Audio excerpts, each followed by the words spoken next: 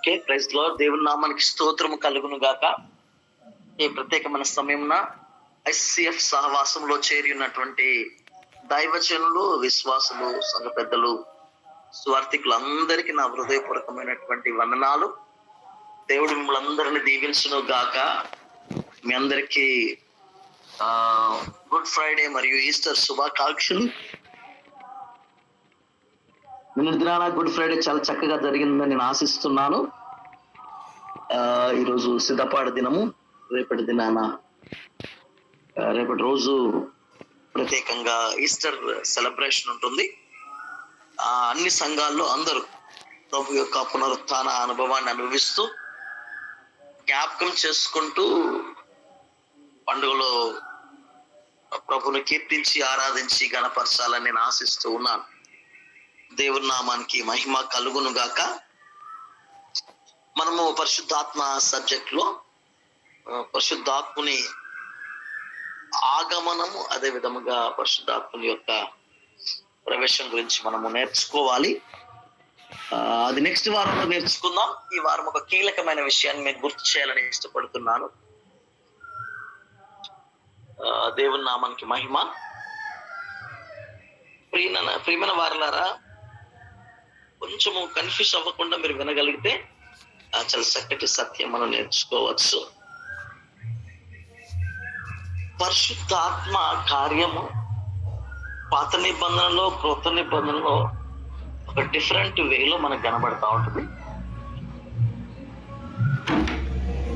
పరిశుద్ధాత్మ యొక్క ఉనికి ఆది నుండే ఉంది అనేటువంటి సత్యాన్ని మీకు చెప్పుకుంటూ వచ్చాను నేను.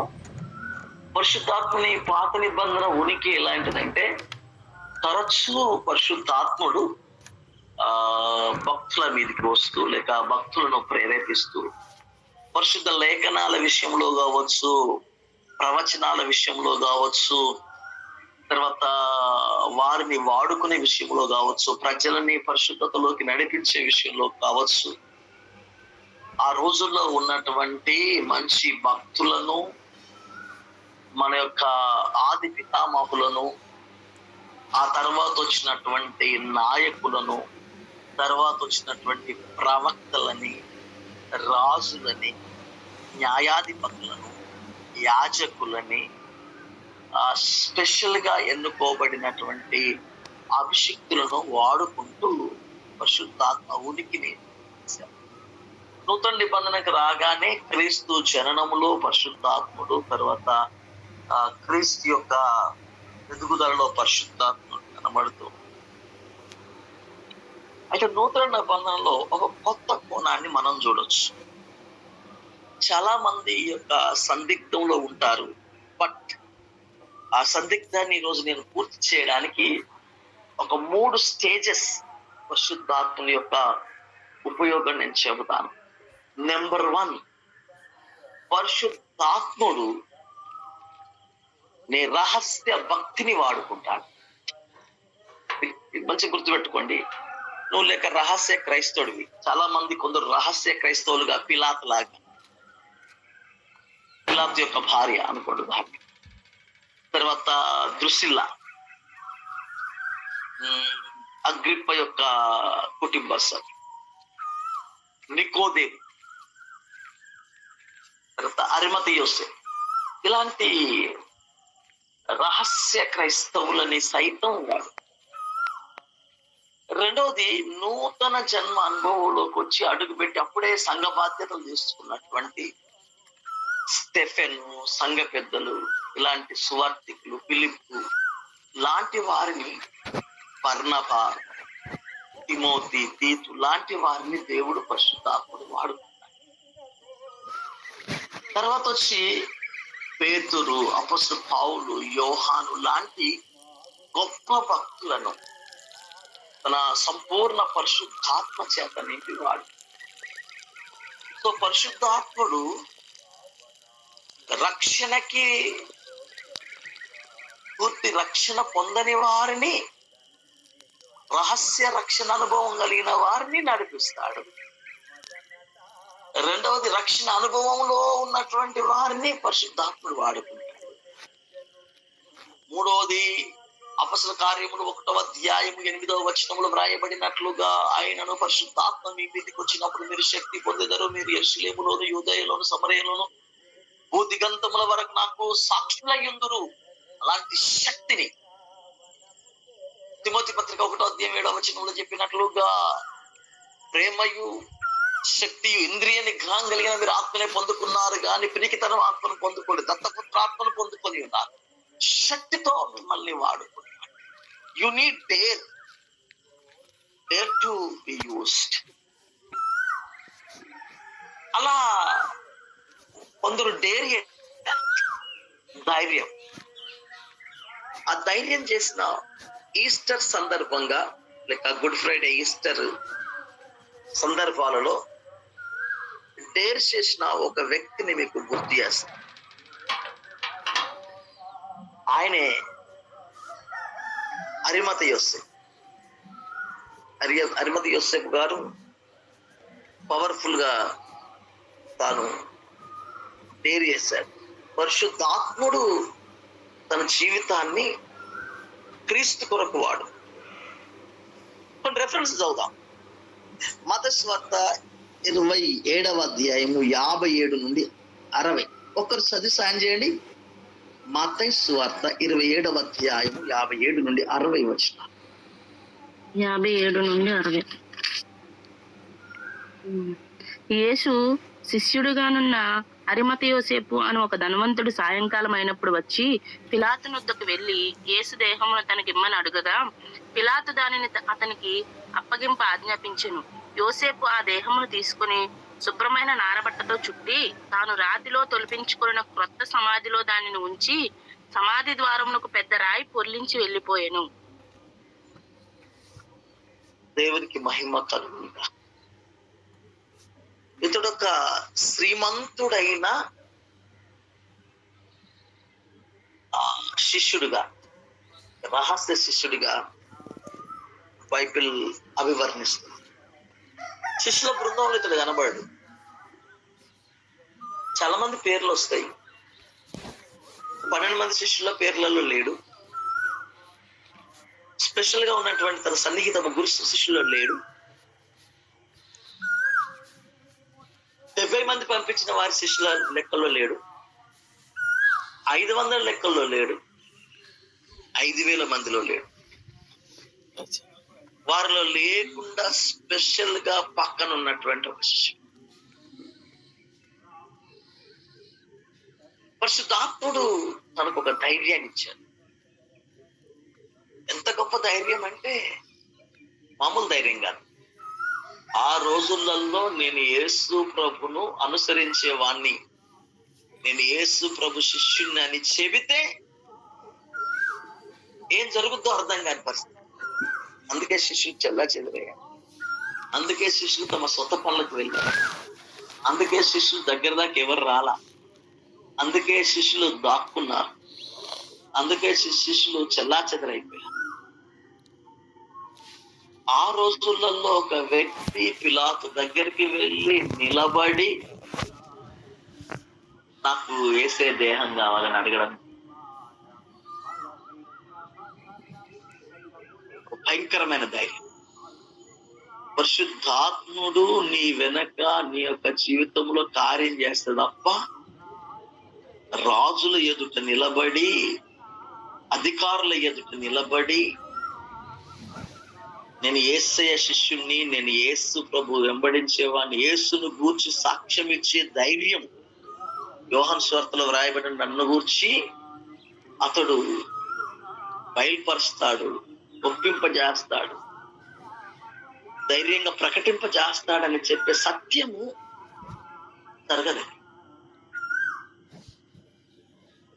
ఎంతగా అతడు డేర్ చేసి ఉంటాడంటే అంతగా పరిశుద్ధాత్మ దేవుడు ప్రభావం చూపించాడు. అరిమత యోసేపు అప్పటి వరకు ఎక్కడ కనబడదు, ఒక్కసారి కనబడదు బైబిల్లో. ఈ 4 సువార్తలలో చివరి ఘట్టంలోనే కనబడతా ఉంది. యేసు ప్రభు సువార్త క్రమంలో చూస్తే అతని జనన, పరిచర్య లేక జనన, జీవిత, మరణ, సమాధి, పునరుత్థానాల యొక్క ప్రకటనే సువార్త. కొరింథీయులకు రాసిన పత్రిక 3వ అధ్యాయం 15వ వచనం నుండి స్పష్టంగా రాయబడి. సో సువార్త యొక్క మర్మం ఏంటి అని అంటే, యేసు ప్రభు పుట్టాడు, తాను ఈ భూమి మీద బ్రతికాడు, తాను మరణించాడు, సమాధి చేయబడ్డాడు, తిరిగి లేచాడు. సమాధి చాలా ప్రాముఖ్యమైనది. Jesus Born and died and buried and rose again and ascended to the haven. ఆయన సమాధి చేయబడ్డాడు అనేది ఎ ప్రూఫ్. చాలా మంది అతన్ని తృణీకరిస్తున్నారు కదా. తృణీకరించబడడానికి కారణం అతను చనిపోలేదు, అపస్మారక స్థితిలో ఉండొచ్చు అనేటువంటి నానా రకాల బోధలు వస్తున్నాయి. ఆ బోధలన్నిటిని కొట్టివేసే ఒక ఘటన ఏమైనా ఉంది అని అంటే సమాధి. ఆ సమాధి చేయబడడం చాలా ప్రాముఖ్యమైనది. సమాధి చేయబడడం మాత్రమే కాదు, అతను తిరిగి లేచాడని చెప్పడానికి ఆ సమాధి తెరిచి ఉండడం. ప్రపంచంలో ఋషులు, పుంగవులు, పెద్ద పెద్ద గొప్ప భక్తులు మరణించారు. సో కాల్డ్ గా దేవతలుగా, దేవుళ్ళుగా, గౌరవనీయమైన ప్రధానమైన ప్రాంతంలో విషయాలుగా పోల్చబడిన వారందరూ మరణించారు. కానీ అందరి సమాధులు నేటి వరకు మన మధ్యలో ఉన్నవి. కానీ only one and only tomb, ఒకే ఒక సమాధి తెరవబడినది, అది యేసు ప్రభువు. ఆ సమాధి ఇవ్వడానికి పరిశుద్ధాత్ముడు ప్రేరేపించింది ఒక అరిమత యోసేపుని. 2 రకాలు చెప్పాలని ఇష్టపడుతున్నాను. నెంబర్ 1 ధైర్యమే కాదు, ఒక త్యాగం కూడా. ఒక సెంటిమెంట్ కి సంబంధించింది తెలుసా సమాధి అనేది.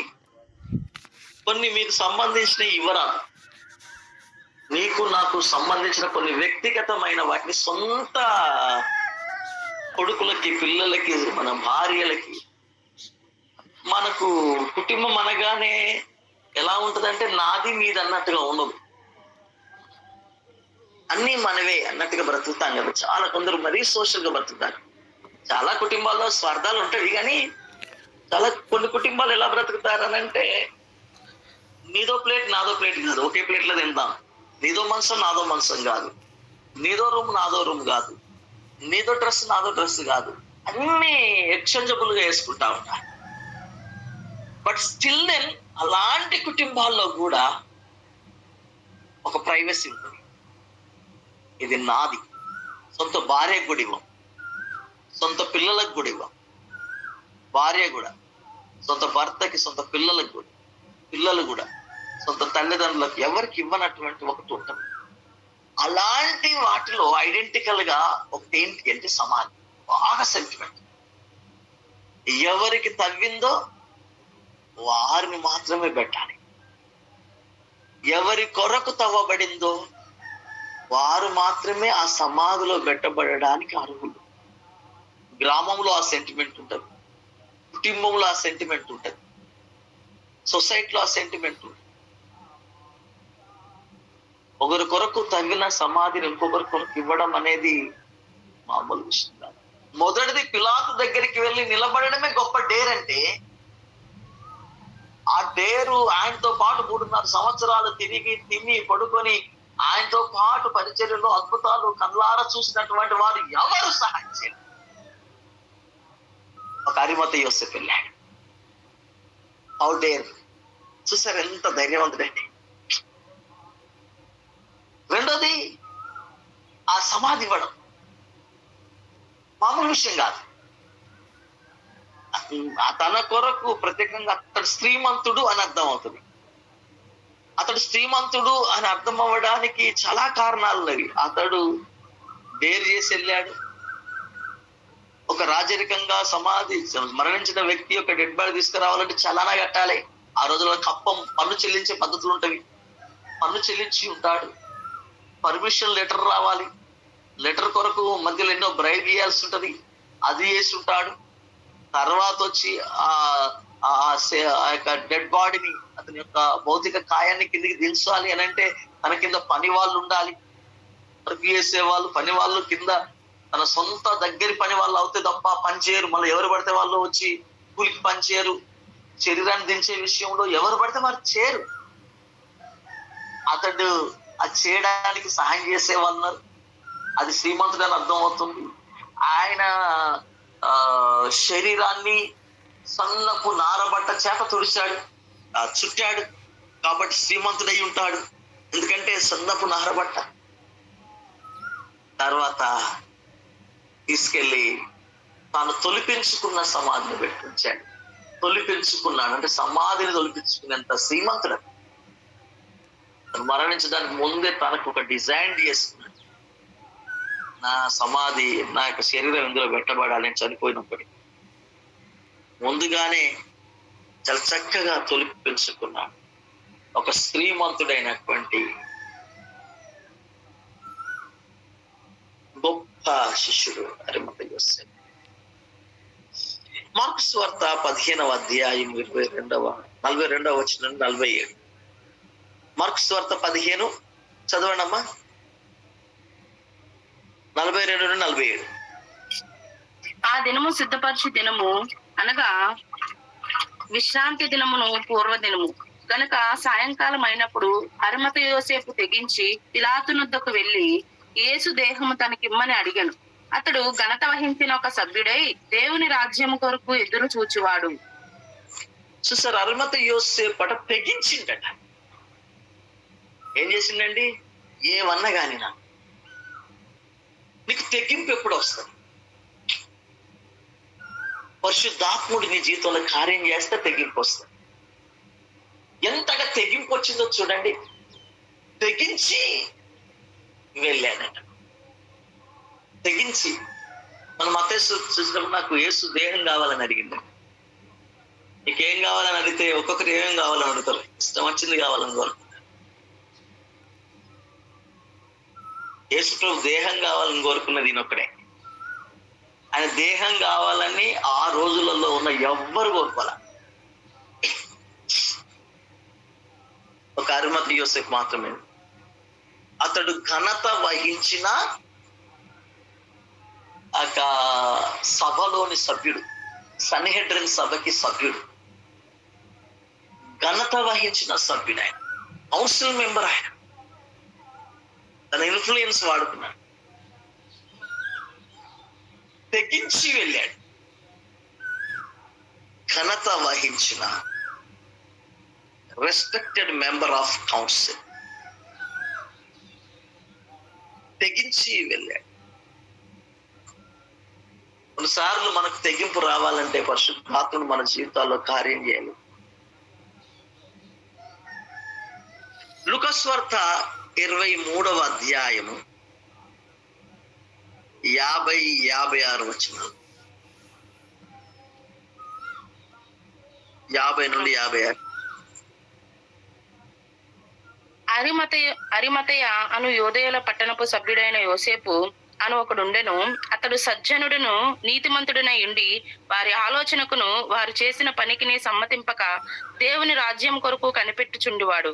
అతడు పిలాతునొద్దకు వెళ్లి యేసు దేహము తనకిమ్మని అడుగుకొని దానిని క్రిందికి దించి సన్నపు నారబట్టతో చుట్టి తొలిచిన రాతి సమాధిలో ఉంచెను. ఇంకా చదువురా. అందులో ఎవడునూ అంతకు మునుపు ఎప్పుడునూ ఉంచబడలేదు. ఆ దినమును సిద్ధపరచు దినము విశ్రాంతి దినము ఆరంభము కావచ్చును. అప్పుడు గలిలయ నుండి ఆయనతో కూడా వచ్చిన స్త్రీలు వెంట వెళ్లి ఆ సమాధిని ఆయన దేహమును ఎలాగుంచబడినో చూచి తిరిగి వెళ్లి సుగంధ ద్రవ్యములను పరిమళ తైలములను సిద్ధపరిచి ఆజ్ఞ చొప్పున విశ్రాంతి దినమున తీరికగా ఉండిరి. ఆయన నీతిమంతుడు, సజ్జనుడు, నీతిమంతుడు. ఇప్పుడు అందరం ఏం చెప్తామనంటే యేసు ప్రభు బరబ్బాను కోరుకొని యేసు ప్రభును వద్దన్నారు. ఈ యేసు కావాలా, ఆ యేసు కావాలా అని పిలాతు అడిగినప్పుడు ఈ యేసు ఎవరు, ఆ యేసు ఎవరు? బరబ్బా అనే మాటకి అర్థము బార్ అనంటే కుమారుడు, అబ్బా అంటే తండ్రి. సో బరబ్బా అనే మాటకి అర్థం ఏంటంటే గ్రీకు బార్, అబ్బా. సో ఇబ్రి భాష కూడా అదే స్టైల్, అరమిక్ కూడా అదే స్టైల్, దగ్గరి పోలికతో ఉంటే ఆ భాష. అబ్బా అంటే అబ్బా తండ్రి అని పిలుస్తాం కదా, అబ్బా అంటే తండ్రి, బార్ అంటే కుమార్. బరబ్బా అనే మాటకు అర్థము తండ్రి యొక్క కుమార్. ఆ రోజులలో అది కూడా యేసు అనే పిలిచేవారు. అంటే బరబ్బా ఒక యేసు, ఈయన ఒక యేసుక్రీస్తు. మీకు మంచి యేసు కావాలన్నా దొంగ యేసు కావాలన్నా, భవిష్యత్తులో కూడా అంత్యక్రీస్తు వస్తాడు, మన క్రీస్తు వస్తాడు. క్రీస్తు కావాలన్నా అంత్యక్రీస్తు కావాలన్నా, మీకు యేసే కావాలా లేక దొంగ యేసు కావాలా? కొత్తగా అనిపించిన ఇది నిజానికి అక్షరార్థం అదే. బరబ్బాను ఎందుకు రిప్లేస్మెంట్ అడిగాడు అని అంటే, రెండు పేర్లు ఉన్నాయి, యేసు యేసు. తెలివిగా ఒకరిని విడుదల చేస్తా అనుకుంటున్నా, రెండు యేసులు ఉన్నవి, నాకు ఒక యేసుని విడుదల చేయడం ఈజీ అవుతుంది. పండుగ సందర్భంగా ఒకరిని చేసే అవకాశం ఉంది. ఎవరు కావాలంటే అందరూ ఏమన్నారనంటే, మాకు బరబ్బాను విడుదల చేయండి, అంటే దొంగ యేసుని విడుదల చేయండి, మంచి యేసుని సిలువ వేయండి.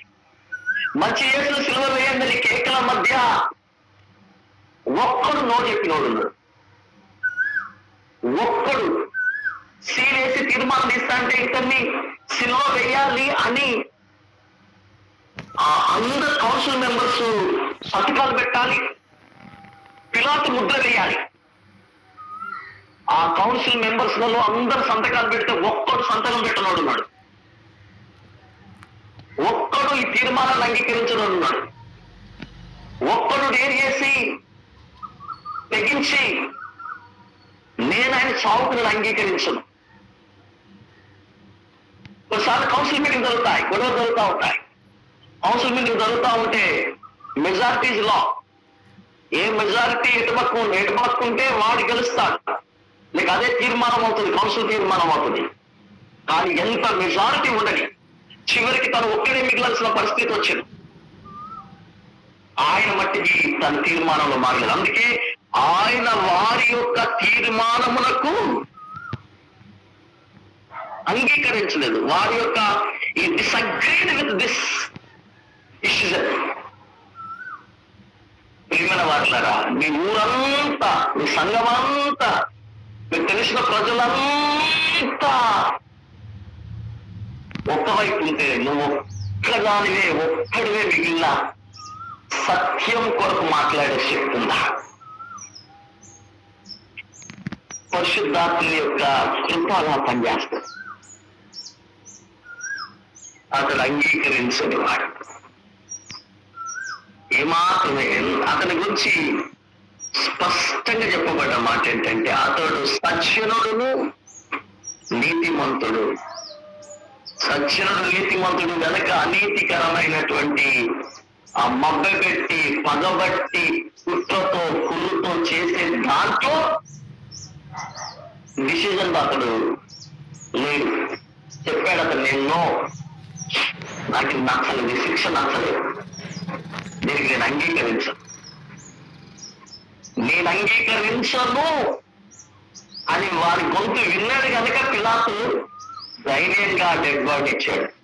తీసుకోవాలి చెప్పేసి దేవుని నామానికి మహిమ కలుగుతుంది కాక. అరిమతి యోసేపు ఊరికి ఇవ్వాలా బాడీ?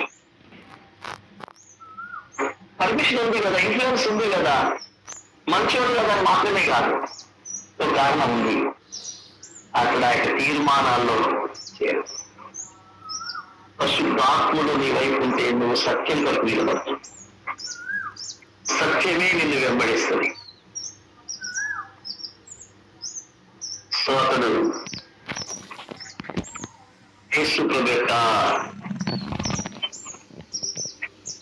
చివరికి అతనితో పాటు కొందరు స్త్రీలు వెంబడించారంతే. పెద్దగా శిష్యులు ఎవరు రాలా.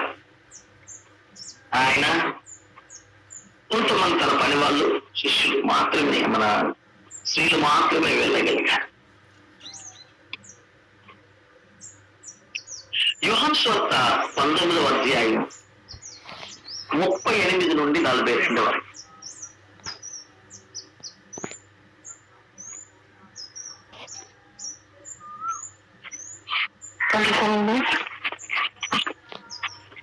అటు తర్వాత యూదుల భయము వలన రహస్యముగా యేసు శిష్యుడైన అరిమతి యోసేపు తాను యేసు దేహమును తీసుకుని పోవుటకు పిలాతు నొద్దు సెలవడిగెను.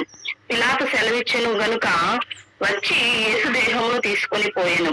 మొదట రాత్రివేళ ఆయన వద్దకు వచ్చిన నికోదేము కూడా గోళముతో కలిపిన అగరమామి 150 సేర్ల ఎత్తు తెచ్చెను. దేవునికి స్తోత్రం కలుగును గాక. హల్లెలూయా.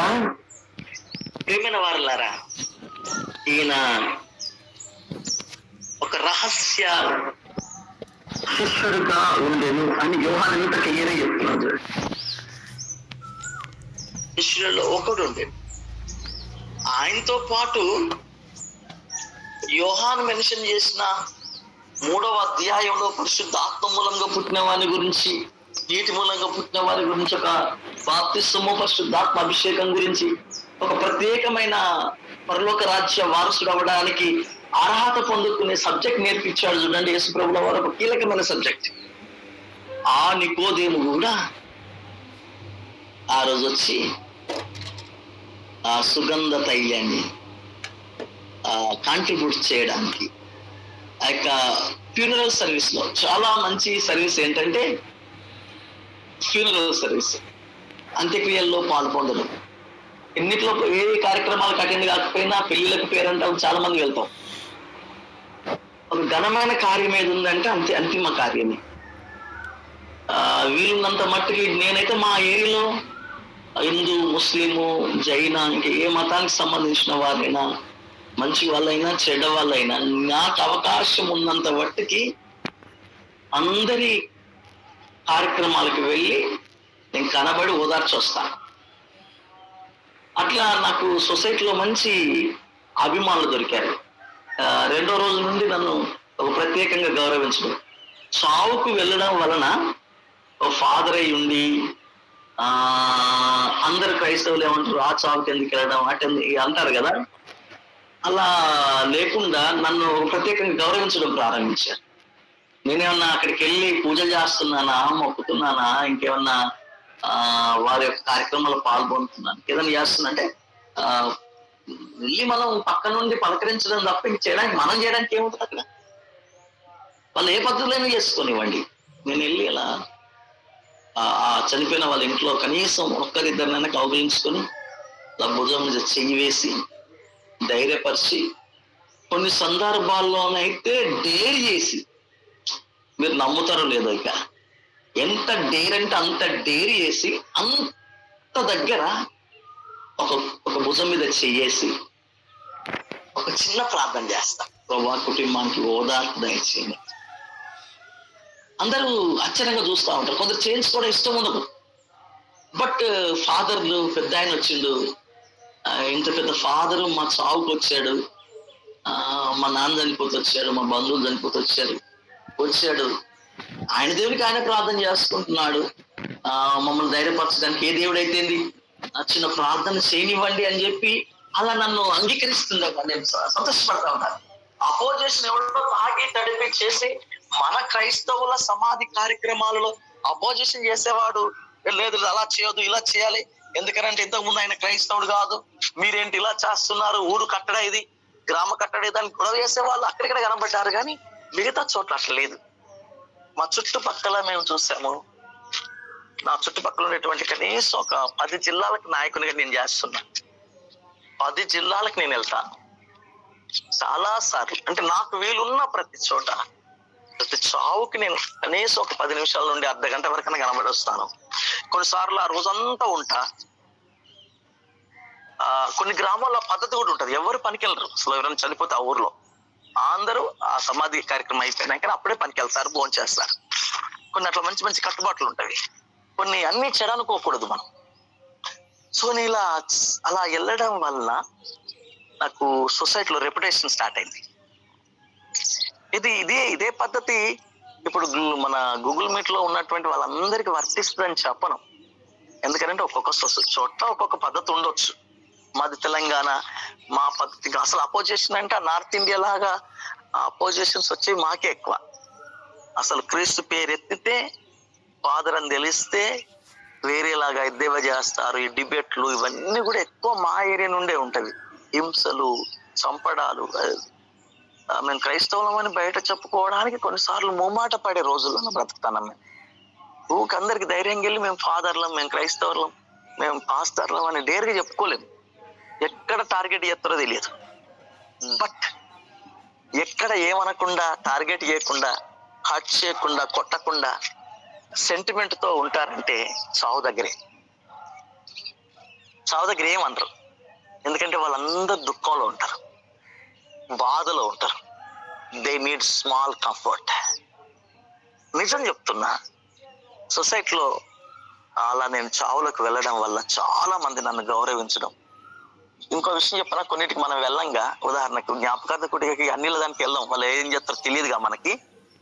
కానీ నన్ను మట్టికి ఖచ్చితంగా చావుకు కనబడ్డా గనక ప్రత్యేకంగా ఇంటికి వచ్చా, లేక అమ్మగారికా, లేక మా పిల్లలకి చెప్పి, లేక మా సంఘ పెద్దలకి చెప్పి, అయ్యా మీరు ఖచ్చితంగా జ్ఞాపకార్థ కుటికి రావాలి, లేక పెద్ద కర్మకి రావాలి అని పిలుస్తారు. అప్పుడు నేచురల్గానే మనం వెళ్ళొద్దు కనుక నాకు వేరే పనులు ఉన్నవి.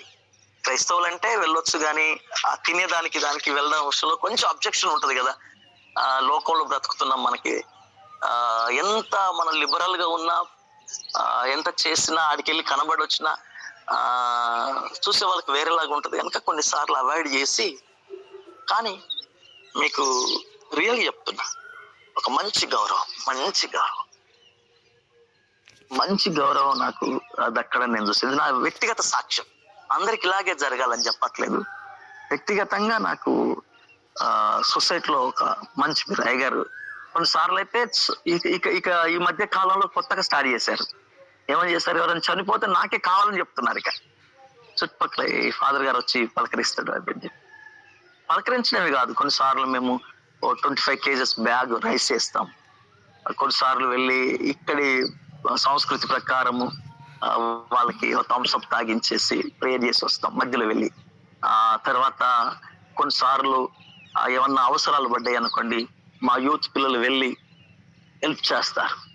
కొన్నిసార్లు సమాధి పూడ్చే సమయంలో ఎవరైనా అవసరం పడితే మా పిల్లలు హెల్ప్ చేస్తారు. ఇలా మేము ఏం చేయడం స్టార్ట్ చేసామనంటే, సొసైటీలో ఎక్కడైతే మాకు అపోజిషన్ ఉందో, ఎక్కడైతే చర్చ్ ఎందుకు నడుపుతున్నారు, ఇక్కడ ఇన్ని చర్చెస్ ఉన్నాయి కదా, మీరు మళ్ళీ కొత్త చర్చ్ ఎందుకు కట్టారు, ఎక్కడైతే పాస్టర్ అంటే వెక్కిరిస్తున్నారు, ఈయన వచ్చేసాడండి ఇక మనకు సువార్త చేస్తాడు, మమ్మల్ని వేరే మతంలో కలుపుతాడని చెప్పి ఎక్కడైతే ఎద్దేవా చేస్తున్నారో, ఆ ప్రజలు మమ్మల్ని వారి కుటుంబంలో ఒక సభ్యునిలాగా అంగీకరించడం స్టార్ట్ చేశారు. ఎందుకో తెలుసా, వారి చావుకు మనము అటెండ్ అవ్వడం వల్ల. ఇది మీలో కొందరు మరీ స్పిరిచువల్ గా ఉండేటువంటి ఫాదర్స్ కి, అయ్యగారులకి, విశ్వాసులకి కొందరు నచ్చకపోవచ్చు, కానీ మా ఏరియాలో అది వర్తించింది. అంతటా వర్తిస్తుందని చెప్పను నేను. మా ఏరియాలో వర్తించడం వల్ల సొసైటీలో నాకు ఒక మంచి పేరు స్టార్ట్ అయింది. అంటే మంచి పేరు కొరకు నేను పోరాటలేదు, కానీ మాకు అవసరం పడింది. ఎందుకనంటే మేము మాకు ఉనికికి ఫుల్ గ్యారెంటీ లేదు, ఎప్పుడేమవుద్దో తెలియదు. ఇంకో మాటలు చెప్పాలనంటే, మేము ఎప్పుడు అతసాక్షులం అవుతో తెలియదు. డేరే చెప్తున్నా నేను, మేము ఎప్పుడు అతసాక్షులం అవుతో తెలియదు. మా ఏరియా లాంటిది, ఎవరు వస్తారో ఎప్పుడేం చేస్తారో. మేము దేవుని చిత్తం అతసాక్షులై ఉండాలంటే అతసాక్షులు, లేదంటే యోహాన్ లాగా బ్రతికి చివరిదాకా బ్రతికి సాధారణ చావు చనిపోతామో తెలియదు. మాకేం జరుగుతుందో తెలియదు. అసలు స్పష్టంగా చెప్తున్నా, మాకేం జరుగుద్దో తెలియదు. ఈవెన్ విశ్వాసులకు కూడా ఏం జరుగుద్దో తెలియదు. మా ఏరియా లాంటిది అంతే. సువార్తకి అంతగా ఉన్న విశ్వాసుల్ని కాపాడుకోవడమే కష్టం ఉంది. సువార్త చేయడం కూడా మామూలుగా ఉండదు. వెళ్ళి డైరెక్ట్ గా చేయలేం. ఈరోజు మేము రన్ ఫర్ జీసస్ చేస్తున్నాం, 6:15 అలా స్టార్ట్ చేస్తాం. అందరు రెడీ వెళ్తున్నారు, మేము వెళ్ళి చేస్తాం. అదే పోలీసు పర్మిషన్ అది ఉన్నది. అయినా కూడా వచ్చి ఆటంకాలు జరుగుతాయి, అయినా కొట్టిపోతారు, అయినా చేస్తారు. పోలీసు వాళ్ళు మేము పర్మిషన్ లెటర్ చూపించినా ఏది చేసినా ఆటంకాలు జరుగుతాయి, అల్లరి జరుగుతాయి. మేము 50 బైకులతో పోతే వాళ్ళు 100 బైకులతో వస్తారు. చిన్న చిన్న తుక్కు యూత్ స్టార్ట్ అయ్యారు, చిన్న యూత్. వాళ్ళకు పెళ్లిళ్ళు కాలేదు, పేరెంటాలు కాలేదు, మంచి తెలియదు, చెడు తెలియదు, జ్ఞానం తెలియదు, బుద్ధి తెలియదు. మన పెద్ద పెద్ద వాళ్ళు ఉంటే ఏమన్నా అంటే ఇటు అరిమత యోసేపు లాంటి ఏజ్ వాళ్ళు, నికోదేము లాంటి ఏజ్ వాళ్ళు ఉన్నారు అనుకోండి, వదిలిపెట్టంటారు, వాళ్ళ పని వాళ్ళు చేసుకుంటున్నారు, వాళ్ళకి పర్మిషన్ ఉంది, మన పని మనం చేసుకున్నామని చెప్తారు. అట్లా కాదు, వీళ్ళకి ఏం అర్థం కాదు, వీళ్ళకి ఇంగితం కూడా ఉండదు. రక్తం మీద ఉంటారు, బలం మీద ఉంటారు, ఎవడో చెప్పాడు ఇది అన్యమతం అని చెప్పి ఆ కోపం మీద ఉంటారు, ఏదో చేయడానికి వచ్చేస్తారు అంతే. ఏమన్నా మాట్లాడితే మాట్లాడనివ్వరు, ఎక్స్ప్లెయిన్. ఇప్పుడు మనం ఏమనుకుంటామంటే మనం ఇంత బైబిల్ కాలేజ్ టీచర్లము, ఏదన్నా అడిగితే మనం జవాబు చెప్దాం, డిబేట్ పెట్టుకుందాం, అంత కలిసి కూర్చుందామా, రా, పర్మిషన్ నువ్వు అడుగుతున్నా, నీకు పర్మిషన్ ఉందా, ఇది చెప్పాలని డిబేట్ లో కూర్చొని మాట్లాడుకోవడానికి ఉపయోగపడుతుంది. ఇక్కడ అసలు నేను మాట్లాడనివ్వరు, అసలు మాట్లాడితే కొడుతూనే ఉంటారే, మాట్లాడదామంటే కొడతారు.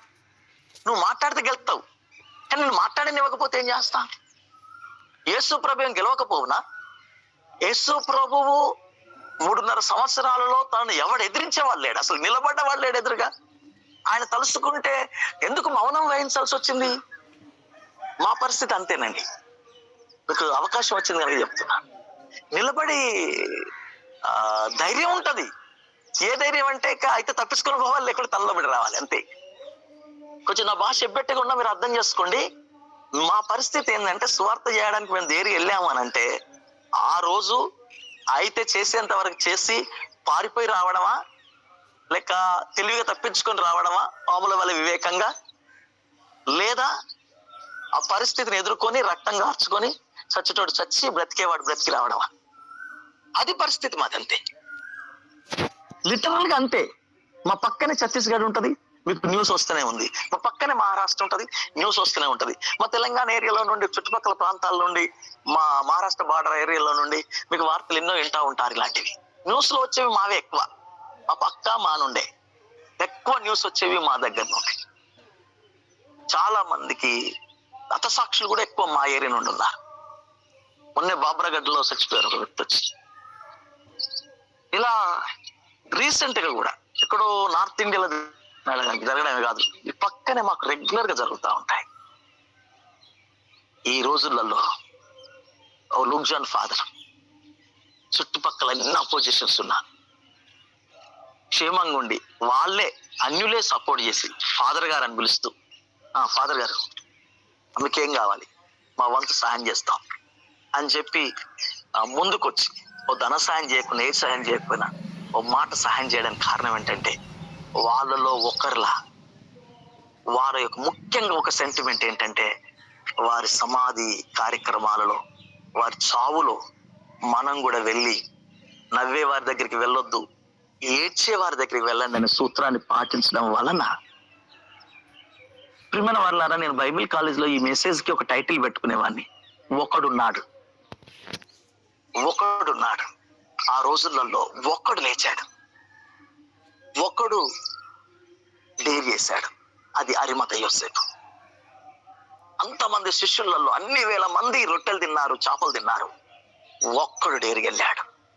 అంతమంది కౌన్సిల్ మెంబర్స్ లో ఇన్ఫ్లుయెన్స్ కలిగిన వారు ఎంతో మంది ఉంటుంటారు, కానీ ఒక్కడు నో అన్నాడు. ఒక్కడు పిలాతు దగ్గరికి వెళ్ళాడు, ఒక్కడు ఎదుట నిలబడ్డాడు, ఒక్కడు పర్మిషన్ లెటర్ తీసుకున్నాడు, ఒక్కడు ఆయన శిలువ దగ్గరికి వచ్చాడు, ఒక్కడు అతని శరీరాన్ని దించడానికి ప్రయాసపడుతున్నాడు, ఒక్కడు తన సన్నని నారబట్టిస్తున్నాడు, ఒక్కడు ఒక సజ్జనుడిగా నీతిమంతుడిగా ఉండడానికి ఇష్టపడ్డాడు, ఒక్కడు తన యొక్క సమాధి ఇవ్వడానికి ఇష్టపడ్డాడు, ఒక్కడు యేసు ప్రభు పునరుత్థానం కొరకు సిద్ధపరుస్తూ వస్తున్నాడు. ప్రియమైన వారులారా, నీకు పరిశుద్ధాత్మ ప్రేరణ అభిషేకం ఉందా లేదని ఎలా అర్థం అవుతుందంటే, నువ్వు ఒక్కడుగా పిరికితనపు ఆత్మ కాదు, ప్రేమయు శక్తియు ఇంద్రియ నిగ్రహం కలిగిన దత్తపుత్రాత్మ కలిగి ఉన్నావు నువ్వు అని చెప్పడానికి. అందుకే మిగతా శిష్యులకి 12 మంది ప్లస్ 120 మంది వరకు వారందరూ కలిసి పెంతెకోస్తు దినాన కూర్చుండి అభిషేకం కొరకు ఏడవాల్సి వచ్చింది. కారణం, ఫస్ట్ నుండి ఆయన ఊదగా పరిశుద్ధాత్మ పొందిరి. పరిశుద్ధాత్మ యొక్క తాకిడి అంతకంటే ముందు వారు అనుభవించలేకపోయారు పూర్తిగా. కొన్ని అద్భుతాలు జరిగాయి అంతే వాళ్ళ ద్వారా. ఈ ఒక్కడిలో ఆ చిన్న గాలి అలాగే నిలబడింది, డేర్ చేశాడు. చివరిగా మిమ్మల్ని ఒక ప్రశ్న ఇస్తున్నాను. మీకు మీ జీవితంలో యేసు కొరకు నిలవలసిన ఒక పరిస్థితి ఏర్పడ్డప్పుడు, మీ సాక్ష్యాలు, మీ ప్రార్థన అవసరతలు వింటా ఉంటే కొందరు కంఫర్టబుల్ ఏరియాలో సేవ చేస్తున్నారు, కొందరు కీలకమైన ప్రాంతాల్లో సేవ చేస్తున్నారు. కీలకమైన ప్రాంతాల్లో సేవ చేస్తున్నారు కదా. కీలకమైన ప్రాంతాల్లో సేవ చేస్తున్నటువంటి మీకు ఒక ప్రశ్న.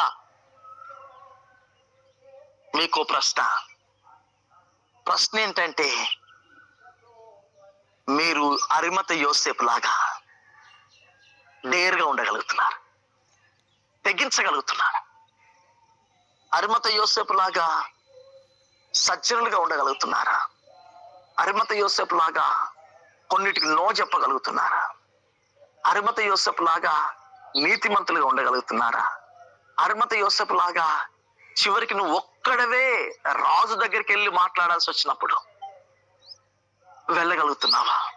అరిమత యోసేపు లాగా అందరేమో యేసుప్రభు దగ్గర నుండి స్వస్థతలు, అందరేమో యేసుప్రభు దగ్గర నుండి అద్భుతాలు, అందరేమో యేసుప్రభు దగ్గర నుండి ఐశ్వర్యాలు, అందరేమో యేసుప్రభు దగ్గర నుండి ఆశీర్వాదాలు, అందరేమో యేసుప్రభు దగ్గర నుండి రక్షణలు, అందరేమో యేసుప్రభు దగ్గర నుండి నిత్య జీవాలు, అందరేమో యేసుప్రభు దగ్గర నుండి దీర్ఘాయువును, అందరేమో యేసుప్రభు దగ్గర నుండి అన్ని రకాలైనటువంటి తమకు, తమ కుటుంబానికి, తమ భర్తలకు, తమ భార్యలకు, తమ బంధువులకు, వాళ్ళ రక్త సంబంధులకు ఆస్తులు, పాస్తులు, వాహనాలు, ఇవన్నీ ఉద్యోగాలు, చదువులు, ఇవన్నీ అడుగుతా ఉండగా ఒక యూనిక్ రిక్వెస్ట్. అదేంటంటే, ఆయన శరీరం నాకు కావాలి, ఆయన శరీరం నాకు కావాలి, ఆయన శరీరం నేను సిద్ధపరచాలి, పునరుత్థానం కొరకు ఆయన శరీరాన్ని నేను సిద్ధపరచాలి. నీ కోరిక ఎంత లావిష్ ఉందో ఒకసారి ఆలోచించు. ఇలాంటిది కావాలని కోరుకోవాలంటే డేర్ కావాలి. దుడుకు పేతురు చేయలేకపోయాడు, అనుమానించే తోమా చేయలేకపోయాడు, రొమ్మున అనుకున్న యోహాన్ చేయలేకపోయాడు, లెక్కలు పెడుతున్న ఇస్కరియోతు యూదా చేయలేకపోయాడు, అప్పటికి వాడు తప్పిపోయాడు. జీలట్ అని పిలువబడేటువంటి ఒక ఉద్యమకారుడిగా పిలువబడేటువంటి సీమోన్ చేయలేకపోయాడు, పన్ను వసూలు చేయగలిగినటువంటి మత్తయి చేయలేకపోయాడు, తన శిష్యులు ఎవరు చేయలేకపోయారు. ఆ రోజులలో తనకు వెంబడించినటువంటి వారిలో ఎవరు కూడా చేయలేకపోయారు. ఒక యోసేపు, అరిమత యోసేపు వెళ్ళి చేశాడు. ప్రియమైన వారలారా, మరోసారి మనము ప్రభు సన్నిధికి మనల్ని మనం అప్పగించుకుందాం. ప్రభు కొరకు అలాంటి తాత్పర్యం కలిగి బ్రతుకుదాం. ఆయన కొరకు ఏదైనా చేయడానికి ముందుకు వెళ్దాం. అట్టి కృప పరిశుద్ధాత్మ దేవుడు మన జీవితంలో అనుగ్రహించును గాక. ఆమేన్. సకల ఆశీర్వాదములకు కారణభూతుడా మా ప్రియ పరలోకపు తండ్రి, ఈ పరిశుద్ధాత్మ అనేక రకాలుగా కార్యాలు చేస్తాడు. అందులో మాకు శక్తిని, ధైర్యాన్ని ఇచ్చి కూడా ఒక కీలకమైన సమయాల్లో వాడుకుంటాడు. అలా ఒక కీలకమైన ప్రాంతంలో ఒక గిద్యోనుని, ఒక సాంసోనుని, ఓ దావీదుని అలా పాత నిబంధనలో వాడుకున్నట్టుగా, ఓ ప్రవక్తలని ఓ ప్రత్యేక సందర్భంలో వాడుకున్నట్టుగా నీ దాసుడు అరిమత యోసేపును వాడుకున్నావు. అట్లు మమ్మును కొన్ని కీలకమైన సమయాలలో నీ కొరకు నేను ఒక్కడనే నిలబడవలసిన పరిస్థితి ఏర్పడ్డప్పుడు,